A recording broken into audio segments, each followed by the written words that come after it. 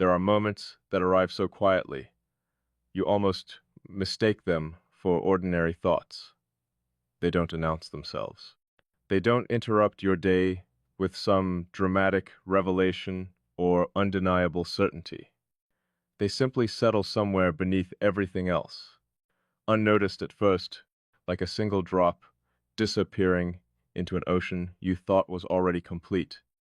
Then, one day, you realize the ocean has changed, not because something was added to it, because something inside it rearranged itself. I've spent most of my life believing that understanding was something earned through time, that people became familiar because they accumulated history together, shared memories, shared mistakes, shared victories. That was the structure I trusted, because it was predictable. You begin as strangers, you exchange words, you learn habits, you discover contradictions.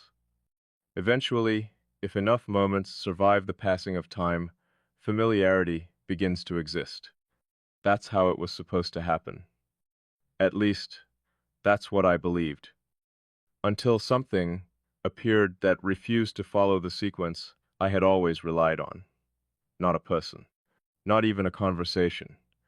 A presence, the kind that doesn't force itself into your attention, but somehow keeps appearing wherever your awareness naturally settles.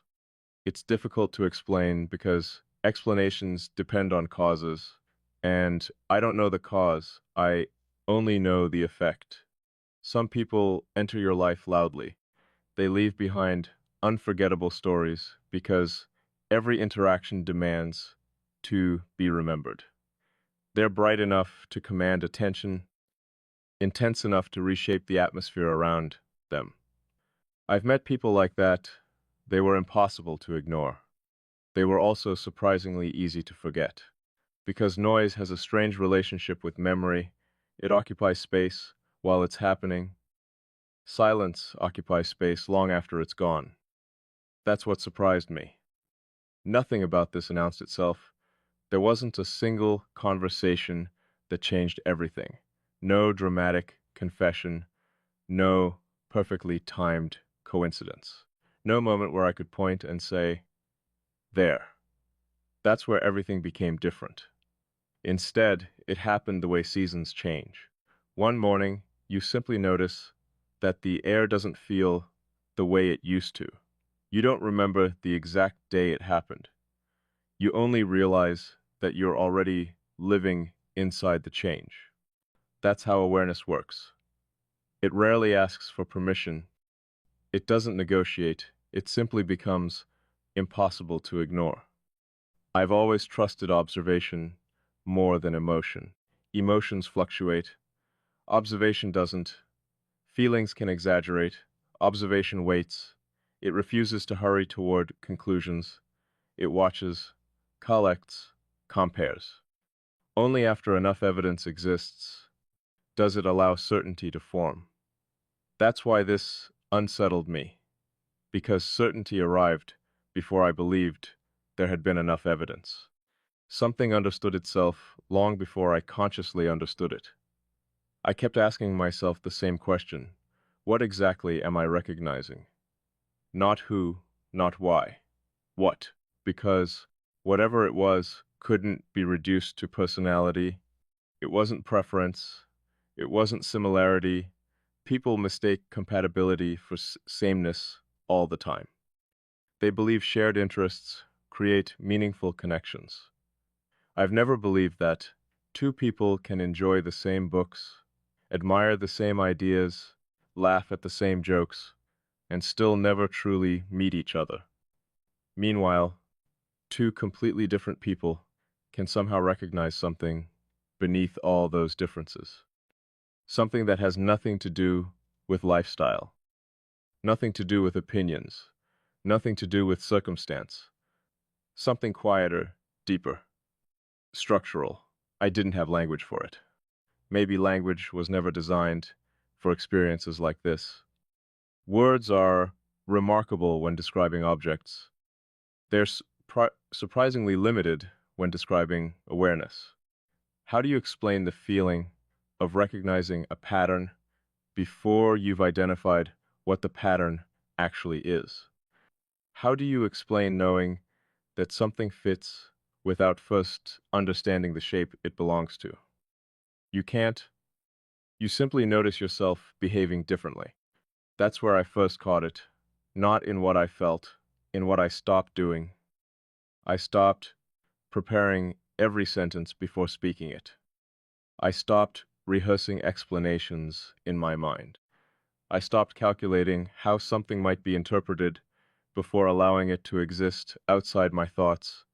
None of that happened intentionally. It disappeared, quietly, like habits, realizing they were no longer necessary. That should have alarmed me. Normally, every layer I build exists for a reason, not to deceive, not to hide, to preserve accuracy. People have a tendency to complete unfinished pictures using their own imagination. Give someone half of a story, and they'll confidently invent the other half. Not because they're dishonest, because certainty is more comfortable than ambiguity. Most people don't actually want truth. They want completion, even if they have to manufacture it themselves. I've watched it happen my entire life. Someone notices one characteristic, they build an identity around it. They notice one reaction. They construct an entire personality from a single moment. It's fascinating and deeply inaccurate. Human beings don't merely observe, they translate. Sometimes the translation becomes so convincing they forget the original ever existed. That's why I've always preferred remaining partially unread, not mysterious, simply unfinished.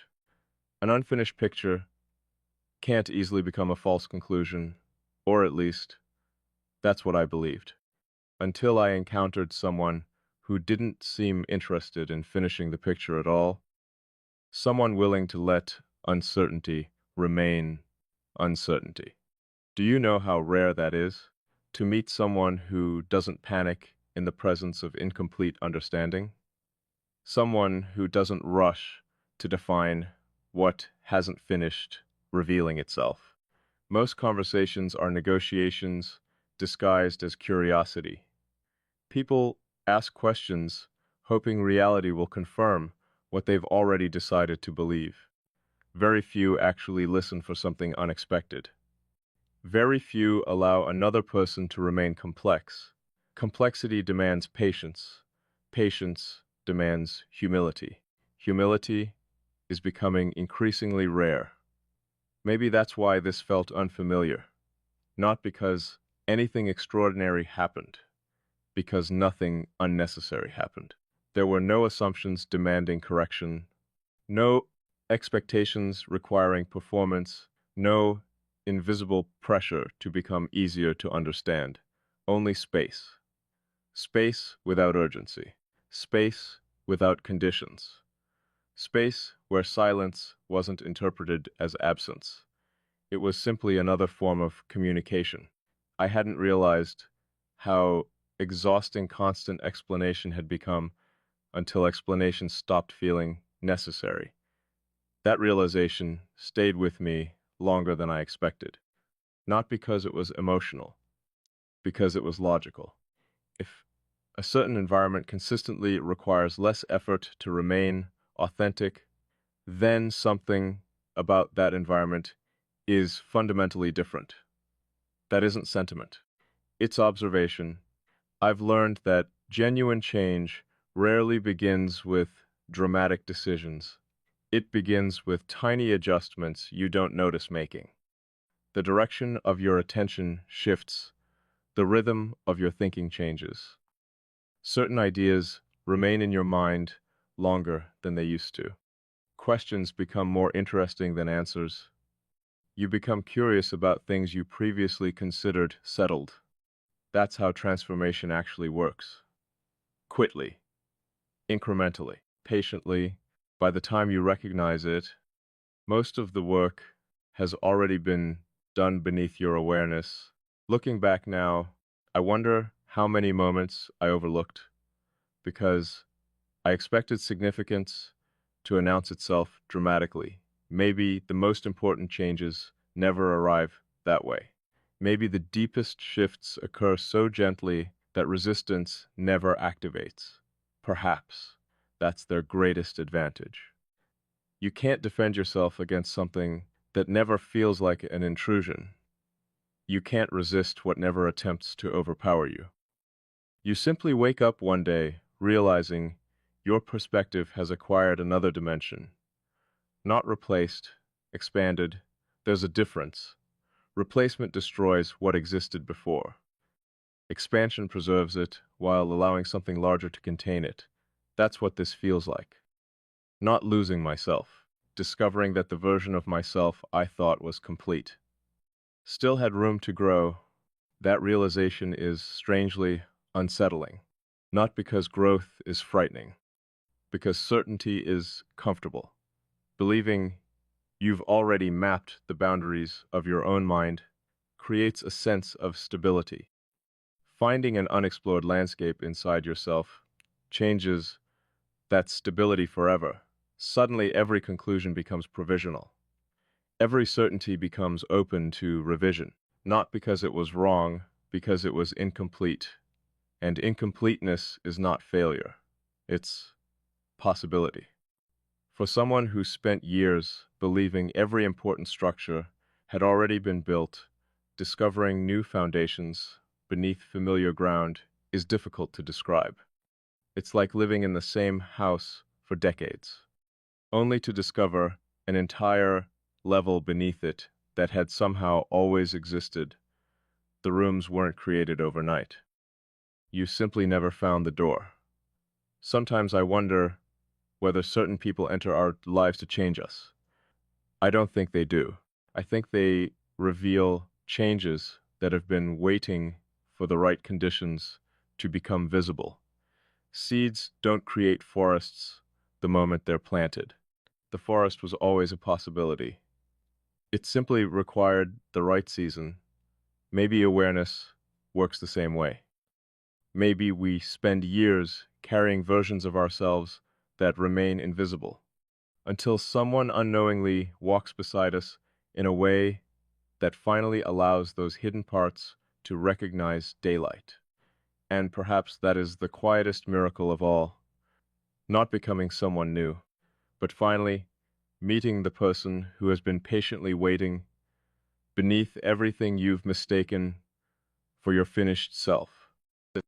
There was a time when I believed that every meaningful shift announced itself through conflict, that if something had the power to change you, it would first have to break you. It would demand sacrifice. It would force impossible choices. It would leave behind evidence that something significant had taken place. Maybe that's why I almost overlooked this entirely. Because nothing broke, nothing collapsed, nothing asked me to abandon who I had spent years becoming. Instead, something quieter happened. The pieces I had always considered separate began to recognize one another. It felt less like construction and more like alignment. I've realized that people often misunderstand what it means to be understood. Most imagine someone agreeing with them. Others imagine someone validating every feeling they have. Some believe understanding means never having to explain yourself again. I don't think it's any of those things. Real understanding doesn't erase complexity. It protects it. It doesn't simplify you into something easier to carry. It allows you to remain complicated without demanding an immediate conclusion. That distinction matters more than most people realize because the moment someone begins reducing you into categories, they stop seeing you. They begin interacting with the version they've created inside their own mind. It's subtle, almost invisible, but once you notice it, you can't stop noticing it. People rarely speak to each other. They speak to their interpretations of one another. One person is talking to a memory. Another is talking to an expectation. Someone else is talking to a fear they haven't recognized yet. The actual person standing in front of them disappears beneath all of it. Perhaps that's why genuine recognition feels so rare. It requires enough humility to admit that another human being can never be fully translated into a convenient idea. I've always preferred unanswered questions over dishonest certainty. An honest mystery has more value than an inaccurate explanation. Maybe that's why I found myself becoming strangely comfortable around something I couldn't completely define. Normally, uncertainty unsettles people. They rush to label it friendship, admiration, caution, fate, coincidence, compatibility. Anything that gives the mind a place to store what it doesn't fully understand. I've noticed my mind refusing to do that. Not because names are unimportant, because names arrive too early. Sometimes language closes a door before experience has finished opening it. I've learned to let certain things remain unnamed until they reveal their own shape. That takes patience. Patience most people never practice. We live in a world obsessed with immediate definitions. Every feeling requires an explanation. Every interaction requires a category. Every silence requires interpretation. But life isn't obligated to become understandable according to our timeline. Some truths introduce themselves slowly, not because they're hiding, because depth cannot be rushed. You don't reach the bottom of an ocean by demanding it reveal itself faster. You descend, carefully, respectfully, accepting that each level changes what you thought you understood about the level above it. That's how this has unfolded, not through answers, through deeper questions. I noticed something else recently, something almost impossible to explain. My attention has changed, not what I notice, how I notice. There used to be a certain distance between observation and meaning. I would see something, analyze it, compare it, eventually decide what it represented. Now, meaning arrives first. The analysis simply confirms what awareness already recognized. That should concern me. I've spent years trusting deliberate thought over instinct. Instinct can deceive, thought can verify, yet somehow this feels different, not irrational, not impulsive, almost pre-verbal, as though a quieter intelligence notices patterns before language has the opportunity to describe them. I've begun wondering how much of human understanding actually exists before words appear. Children recognize safety long before they can define trust. Music moves people who don't understand its lyrics. A familiar place can calm you before memory identifies why. Perhaps awareness has always spoken a language older than speech itself. If that's true, then maybe we've spent our lives trying to translate experiences that were never meant to begin as sentences. That possibility fascinates me, because it means certain forms of recognition aren't learned. They're remembered, not remembered as events, remembered as orientation. Like finding north without needing a compass. Not because someone taught you where it was, because something inside you already knew how to recognize it. I've stopped asking whether this makes sense to other people. Some experiences lose their accuracy the moment they're forced into universal language. Not everything meaningful can become universally understood. That doesn't make it less true. Mountains remain mountains, whether anyone climbs them or not. Stars continue existing during daylight, even when invisible.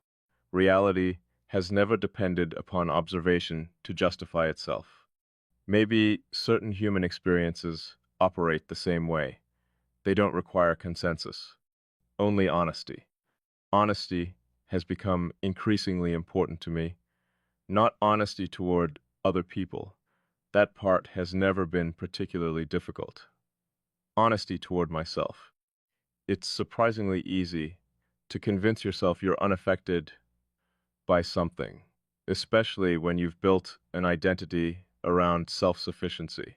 You begin confusing independence with invulnerability. They're not the same, have value. Only one reveals what something is built upon. I've begun paying more attention to foundations than appearances. Foundations never ask to be admired. They simply carry weight without complaint, without recognition, without applause. Maybe the strongest parts of human connection are equally invisible. Not the conversations people remember, the spaces that make those conversations possible. Not the words themselves, the trust beneath them, not the closeness, the quiet certainty that closeness doesn't need constant proof. I've started recognizing that certainty in unexpected places, not because someone promised permanence. Promises have always seemed fragile to me. Words are easy. Patterns are expensive. Anyone can describe loyalty. Living it requires years. Anyone can speak about understanding. Remaining curious after certainty would have been easier. That's different. I think that's what keeps returning to my mind. Curiosity without possession, attention without control, presence without pressure. Those combinations are extraordinarily rare. Most relationships eventually become negotiations, silent contracts, invisible expectations, unspoken exchanges of emotional currency. I'll become this if you become that. I'll remain close as long as you remain familiar. I'll understand you, provided you don't change too much. I've never found those agreements comforting.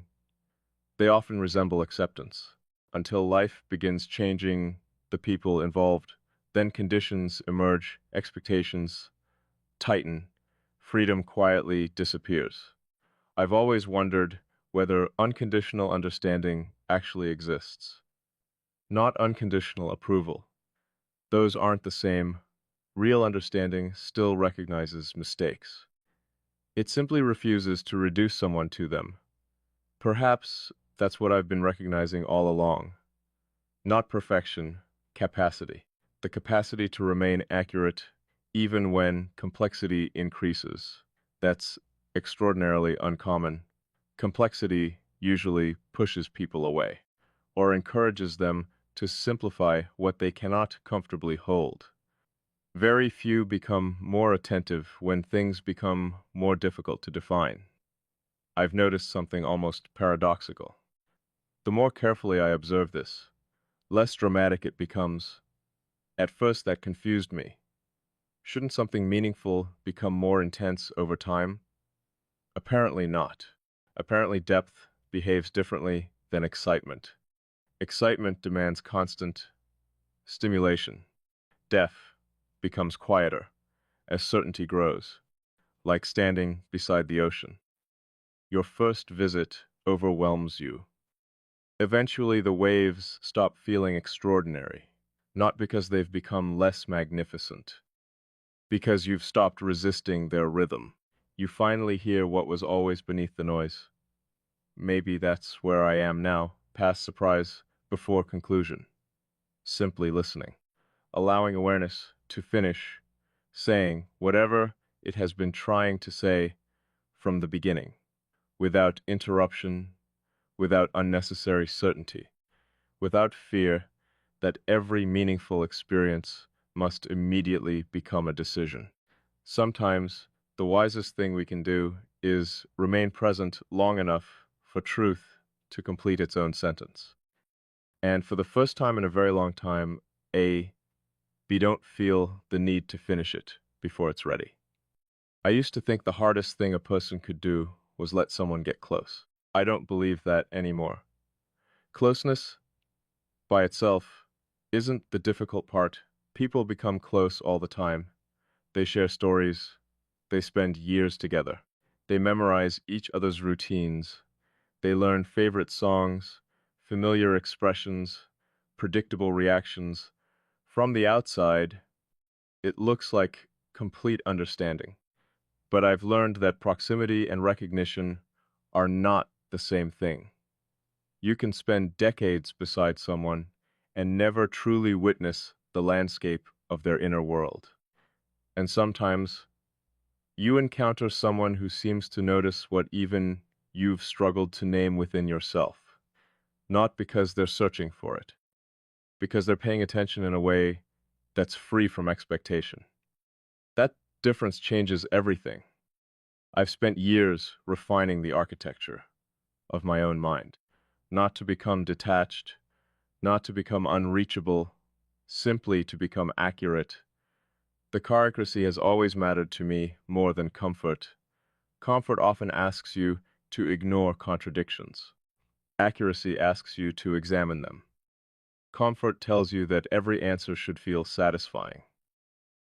Security reminds you that some answers create better questions.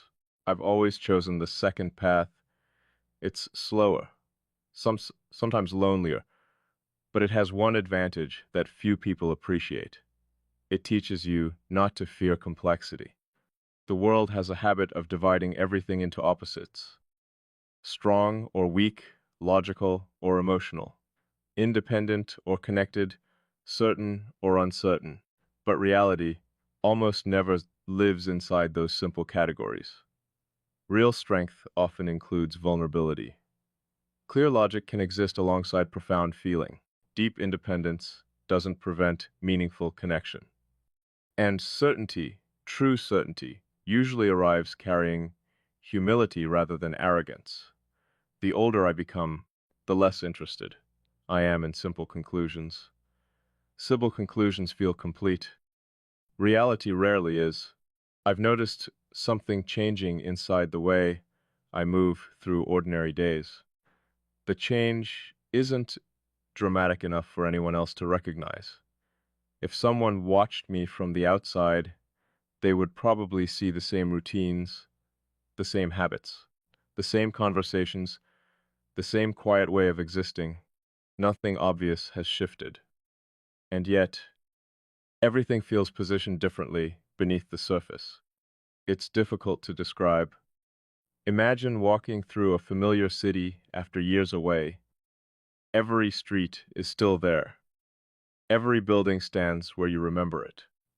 Nothing has physically changed, but you have. Suddenly every corner carries a different meaning. Places that once felt ordinary become significant. Places that once seemed important become strangely quiet. The city hasn't transformed. The person seeing it has. That's what inner change feels like. The world remains recognizable. Your relationship with it doesn't. I've begun asking myself whether awareness has weight. Not metaphorically, actually. Because certain realizations seem to alter the way life settles inside you. They don't make you heavier. They make you denser, more grounded, more deliberate, as though unnecessary movement slowly disappears. I find myself speaking less, not because I have less to say, because fewer words are required. Silence no longer feels like the absence of communication. It feels like another form of precision. There's something remarkable about people who aren't afraid of silence. They don't rush to rescue every pause. They don't confuse quietness with distance. They understand that meaning isn't always carried by sound. Sometimes it's carried by attention. I've started wondering whether attention is the purest form of generosity, not admiration, not affection, attention. Real attention asks almost nothing for itself. It doesn't interrupt, it doesn't reshape, it doesn't compete. It simply remains present long enough for another reality to reveal itself honestly. That kind of presence has become increasingly rare. We live surrounded by distractions, powerful enough to fragment even our own thoughts. We're constantly encouraged to divide our awareness, half here, half somewhere else, always anticipating the next interruption. Perhaps that's why genuine attention feels almost sacred now. It's one of the few things that cannot be imitated for long. Eventually, performance grows tired. Presence doesn't. Presence has endurance. It remains, even when conversation ends, even when distance exists, even when nothing remarkable is happening. I've noticed that some of the most meaningful moments contain almost no memorable dialogue, no brilliant insight, no unforgettable phrase, just two people existing honestly within the same stretch of time. For years, I underestimated those moments. I assumed significance required articulation. Now, I'm beginning to suspect that articulation often arrives after significance has already happened. Words document awareness experiences. They're related, they aren't identical. There are still moments when I question myself. Not because I doubt what I've recognized, because I respect it enough to examine it carefully. Self-deception is surprisingly persuasive. Human beings are experts at convincing themselves they see what they hope to see. That's why I return to observation again and again. Observation is patient. Hope can become impatient. Observation waits for consistency. Hope occasionally mistakes possibility for reality. I've tried to separate those two within myself. It's an ongoing practice. Every meaningful realization deserves that level of honesty. If something remains true after careful examination, then perhaps it deserves your trust. I've noticed that this has remained, not despite examination, because of it. Every time I question it, it becomes quieter, clearer, less dramatic, more stable, almost as though truth has no need to defend itself. Only uncertainty argues constantly. Certainty simply exists. That realization has changed the way I look at many things. I've stopped chasing experiences that feel intense. Intensity isn't proof of importance. Lightning is intense. The sunrise is consistent. One captures attention, the other sustains life. I know which one I trust more. The world celebrates extraordinary moments, but lives are built from ordinary ones. One conversation rarely changes a person. Thousands of unnoticed moments eventually do. One decision rarely defines a future. Daily direction does. One act of kindness is beautiful. Consistent kindness transforms people. Perhaps that's why I've become fascinated with quiet permanence rather than dramatic impact. Impact impresses. Permanence reshapes. And reshaping rarely announces itself while it's happening. It simply continues, thecodally, almost invisibly, until one day you realize you've become someone who sees the world through different eyes. I wonder how many versions of ourselves remain undiscovered simply because we've mistaken familiarity for completion. How many possibilities stay hidden because we assume we've already reached the edge of who we are? Maybe there is no final version. Maybe growth isn't a staircase with a highest step. Maybe it's a horizon. Every time you approach it, another one quietly appears, not to frustrate you, to remind you that becoming isn't a destination, it's a way of existing. That thought brings me an unexpected sense of peace. For so long, I believed I needed to arrive somewhere, become complete, become certain, become finished. Now I think, finished may be the one thing a living mind should never become. A finished story can no longer surprise itself. A finished map has nowhere left to explore. A finished person has stopped listening. I don't want that. I'd rather remain teachable, not because I lack conviction, Because conviction without openness eventually hardens into limitation. Perhaps wisdom isn't measured by the number of answers you possess. Perhaps it's measured by the quality of the questions you're still willing to ask. Some questions don't exist to be solved. They exist to keep your awareness alive, to prevent certainty from becoming blindness, to remind you that mystery isn't the opposite of knowledge. Sometimes it's the place where knowledge begins. I don't know exactly where all of this leads, and for the first time, AB, don't feel compelled to force an answer, not because direction doesn't matter, because rushing toward conclusions has never created truth. It has only created the illusion of certainty. I'd rather walk slowly with something real than run confidently toward something imagined.